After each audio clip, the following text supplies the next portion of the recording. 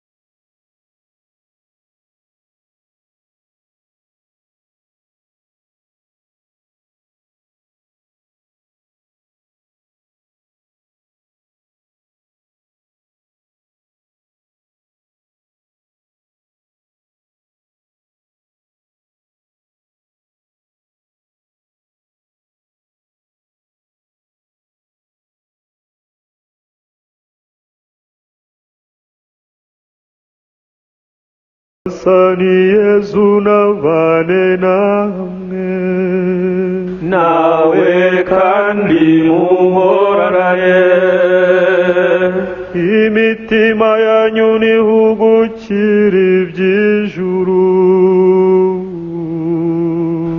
tuyerekeje kuri Nyagasani, dushimire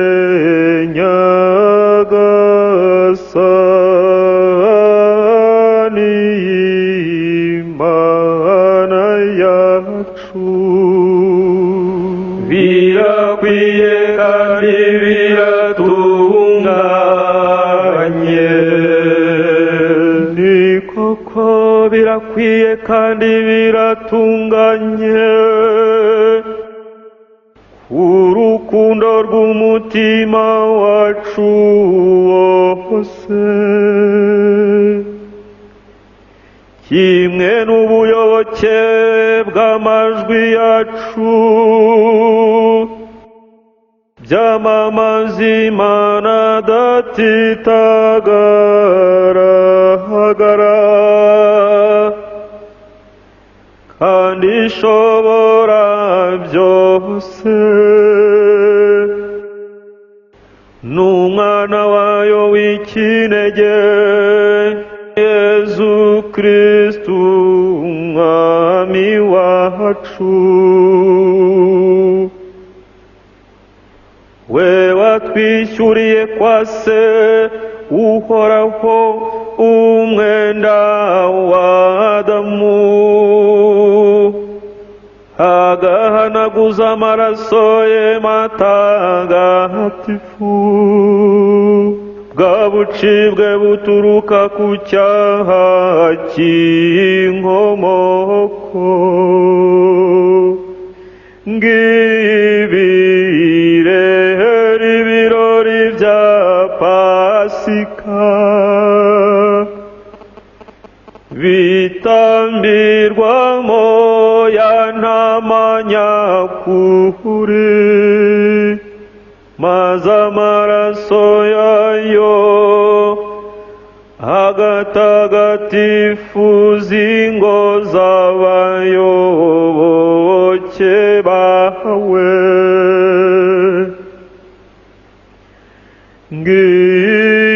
Ngiri rya joro wagobotsemo bwa mbere abakurambere bacu, abana ba Israheli, ukabavana mu Misiri, ukabambutsa inyanja y'umutuku, uhabashakiye inzira yumutse. Muri iri joro rero niho umwijima w'ibyaha watamuruwe n'icyezezi cy'inkingi y'urumuri. Iri joro ni iry'ubu ngubu rikomorera ingabire abemera Kristu ku isi hose, bitandukanyije n'ingeso mbi z'isi n'umwijima w'ibyaha, maze rikababumbira mu butungane. Iri joro niryo Kristu yazutsemo ava ikuzimu ari umutsinzi, amaze gucagagura ingoyi z'urupfu. Koko rero kuvuka ntacyo biba byaratumariye iyo tutagira amahirwe yo gucungurwa. Mbega imbabazi z'urukundo dukunda ngo zirabagatangaza. Mbega urukundo rutagira urugero, rugeza naho utanga umwana wawe ngo acungure abacakara. Mbega cyaha cyadamungura bangombwa, wowe wagombye guhanagurwa n'urupfu rwa Kristu. Mbega icyaha gihire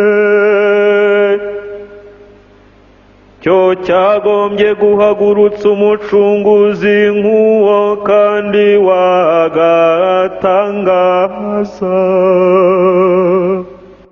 Mbega ijoro rihire by'ukuri koko, ryo ryashoboye kumenya igihe n'isaha Kristu yazutseho akava mu bapfuye. Iri joro niryo ryanditsweho ngo ijoro rizamurika nk'amanywa, ijoro rizambera urumuri mu byishimo byanjye. Ubutungane rero bw'iri joro buhashya ubugizi bwa nabi, bukuhagira ibicumuro, ugasubiza ubuziranenge abacumuye, ugasubiza ibyishimo abafite agahinda, bugatsemba inzangano, bugatera ubwumvikane, bukagusha ubukana bw'ingoma zose z'isi.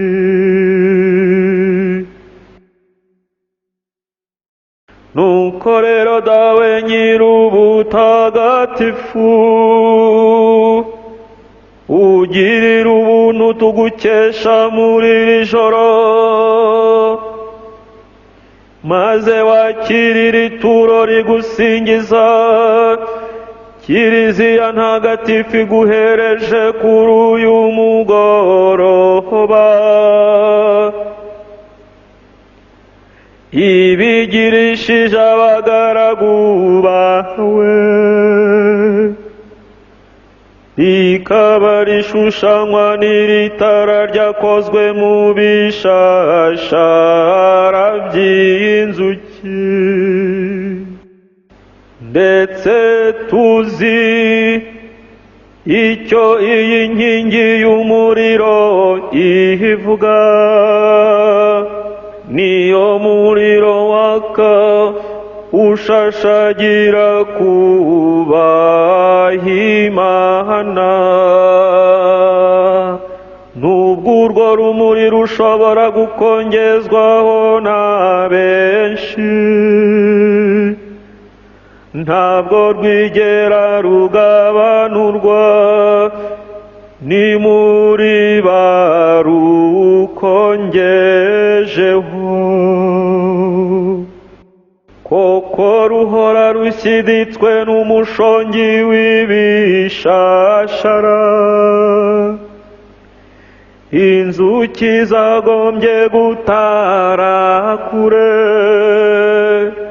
maze umunsi umwe bibyara umubumbe w'iri tara ry'agatangaza. Mbega iri joro ngo riraba rihire koko, muri ryo ibyo mu ijuru n'ibyo ku isi byahoberanye, abantu n'Imana bunga ubumwe. Turagusaba rero Nyagasani, ngo iri tara rya Pasika ryeguriwe kuba izina ryawe, ryeyura umwijima w'iri joro, kandi rigumya kwakirana ubudahwema. Uryakireho umubavu humura neza, maze urumuri rwaryo rwibumbire hamwe n'urw'inyenyeri zo mu ijuru. Inyenyeri yo mu rukerera icyangeri cyakirana. Ndavuga nanone ya nyenyeri yakirana iteka ntizime, ari we Yezu Kristu umwana wawe wazutse, akava ikuzimu akereye kumurikira imbaga ya muntu, we ubaho agategeka iteka ryose.